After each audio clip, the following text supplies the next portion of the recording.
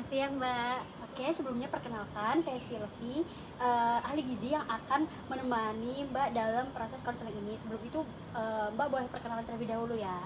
Perkenalkan, nama saya Rara, Mbak. Oke, berdasarkan hasil pemeriksaan di sini tekanan darah Mbak Rara itu cukup tinggi ya, sudah merujuk kepada hipertensi. Mungkin setelah ini bisa kita bahas terkait pola makan, apakah boleh ya, Bu? Boleh, Mbak.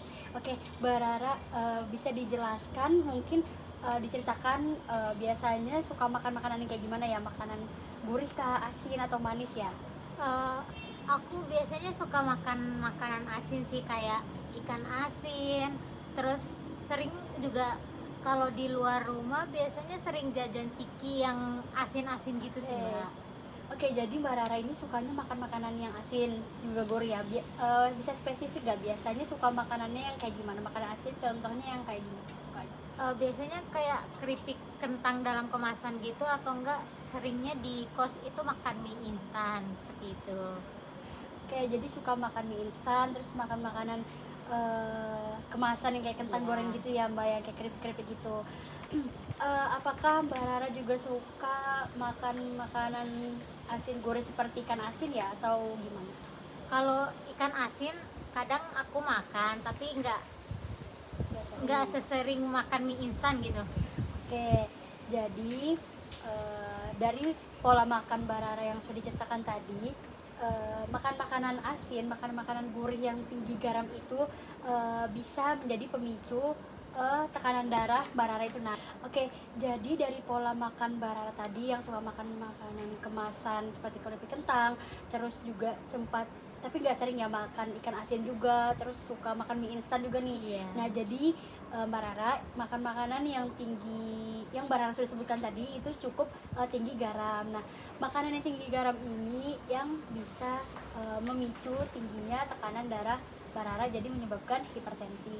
Nah, saya mau nanya nih Mbak Rara, kira-kira kalau misalnya hipertensi dan Mbak Rara sudah mengalami hipertensi, biasanya apa yang Mbak rasakan? Paling ini sih, Mbak, pusing sama susah tidur malamnya. Terus kadang bisa leher di bagian belakang itu kadang nyeri gitu sampai ke telapak tangan seperti itu.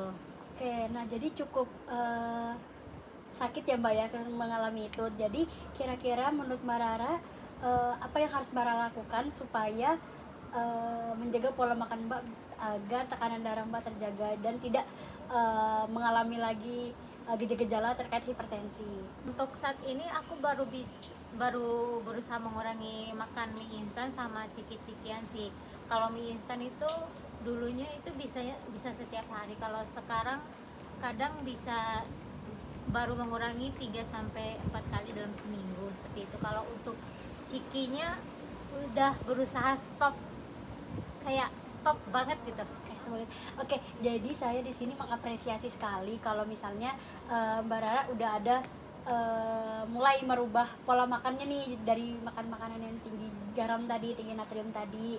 Jadi itu udah cukup bagus, langkahnya cukup bagus. Mungkin kira-kira kalau misalnya mau merubah pola makan ke depannya, kira-kira target Mbak Rara gimana ya terkait pola makannya lagi? Kalau untuk target pola makannya sih kayak lebih mengurangi garam dalam masakan ya, Mbak, seperti itu. Oke, terima kasih Mbak Rara atas jawabannya. Itu udah cukup bagus sekali. Secara bertahap ya kita lakukan untuk mengurangi pola makan yang tinggi natrium. Kemudian untuk konsumsi buah, apakah sering ya mengonsumsi buah? Kalau untuk buah jarang sih, tapi kalau lagi pengennya aku paling makan pisang sama jeruk aja seperti itu. Nah, oke, ini juga sudah cukup bagus karena buah-buah tersebut juga bisa membantu menjaga regulasi tekanan darah. Oke, jadi buah-buah tersebut juga bisa membantu meregulasi tekanan darah juga nih Mbak. Jadi menjaga tekanan darahnya untuk normal. Nah, mungkin selanjutnya bisa ditingkatkan lagi variasi buah-buah yang bisa menjaga tekanan darah. Darah. Oke, selanjutnya untuk minuman nih, cairan biasanya minum air putih atau minuman manis kemasan ya? Kalau seringnya untuk sekarang air putih sih.